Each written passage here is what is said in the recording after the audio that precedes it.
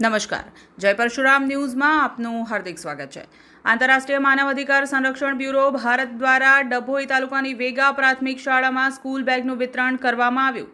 ડભોઈ તાલુકાની વેગા પ્રાથમિક શાળામાં તારીખ 9/7/2026ને ગુરુવારના રોજ બાલવાટિકાથી ધોરણ 5 સુધીના તમામ બાળકોને સ્કૂલ બેગનું વિતરણ જિલ્લા પંચાયત વડોદરા ઉપપ્રમુખ અશ્વિનભાઈ પટેલ સાહેબ, વડોદરા જિલ્લા નારી સુરક્ષા સેલના અધ્યક્ષ દક્ષાબેન, ગુજરાત પ્રેસિડેન્ટ એજ્યુકેશનલ સેલ દિલીપભાઈ પાઠક દ્વારા કરવામાં આવ્યું।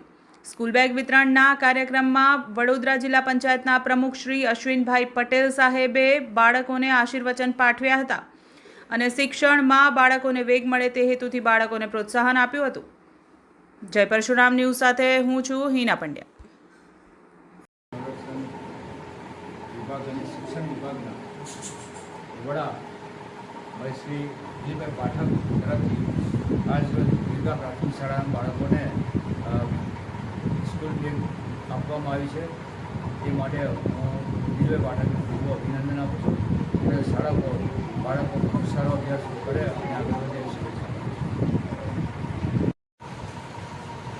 આજરોજ વેગા પ્રાથમિક શાળામાં આંતરરાષ્ટ્રીય માનવ અધિકાર સંરક્ષણ બ્યુરો ભારત દ્વારા જે દિલીપભાઈ પાઠક તરફથી સ્કૂલ બેગ વિતરણ કરવામાં આવેલ છે અને ધોરણ 1 થી 5 અને બાલવાટિકાને દરેક બાળકને આ સંસ્થાનો લાભ મળે તે હેતુસર અને શિક્ષણની ઉત્તરોત્તર પ્રગતિ થાય તે હેતુસર આ બેગનું વિતરણ કરવામાં આવે છે